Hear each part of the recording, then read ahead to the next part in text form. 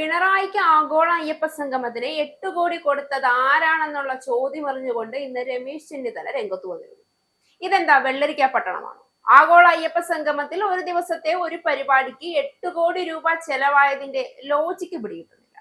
ഇത്ര ഭീമമായ തുക ഒറ്റ ദിവസം കൊണ്ട് ചെലവഴിക്കാൻ ഇതെന്താ വെള്ളരിക്ക പട്ടണമാണോ? ഏതൊക്കെ ഇനത്തിലാണ് ഈ പറയുന്ന 8 കോടി ചെലവായതെന്നറിയാൻ ജനങ്ങൾക്ക് എന്താ അവകാശമില്ലേ? ഇതിൽ ഭൂരിപക്ഷവും വേണ്ടപ്പെട്ടവർക്കുള്ള കമ്മീഷനാണ്. രമേശ് ചെന്നിത്തല അലറി വിളിച്ചിട്ടൊന്നും കാര്യമില്ല. പിണറായിക്ക് ആഗോള അയ്യപ്പ സംഗമം നടത്താൻ അയ്യപ്പൻ തന്നെയാണ് കനിഞ്ഞ് അനുഗ്രഹിച്ച് സ്വർണം കൊടുത്തതെന്ന് ഇനിയും മനസ്സിലായില്ലേ? അല്ലെങ്കിലും അതല്ലേ ഒരു ന്യായം? നമ്മുടെ കാര്യങ്ങളൊക്കെ നടത്തിത്തരാൻ നമ്മൾ ദൈവത്തിന് കാഴ്ചയും നേർച്ചയും ഒക്കെ കൊടുക്കുമ്പോൾ ദൈവത്തിന്റെ പ്രമോഷൻ പരിപാടിക്ക് ദൈവം ദ്വാരപാലകശീലയും വേണ്ടി വന്നാൽ ശ്രീകോവിലിന്റെ ആധാരം വരെ തരേണ്ടി വരും. ഇക്വാലിറ്റിയുടെ കാര്യത്തിൽ പിണറായി സർക്കാരിന് യാതൊരു വിട്ടുവീഴ്ചയും ഇല്ല. എന്റെ കോൺഗ്രസ്സുകാരെ, വെറുതെ അല്ലല്ലോ ദൈവത്തിന് അവിടെ ഇരുന്നാൽ പോരെ? ഒഴിഞ്ഞ കസേരകൾ നിരത്തിയിട്ട് പരിപാടി നടത്തുന്നതിന്റെ കഷ്ടപ്പാട് വല്ലതും അറിയണോ?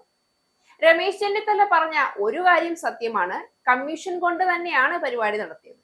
അതിപ്പോൾ പറയാനുണ്ടോ? സ്വന്തം പ്രമോഷൻ പരിപാടിക്ക് അയ്യപ്പൻ സ്വയം അനുഗ്രഹിച്ചു കൊടുത്ത തനി തങ്കത്തിൽ പൊതിഞ്ഞ കമ്മീഷൻ.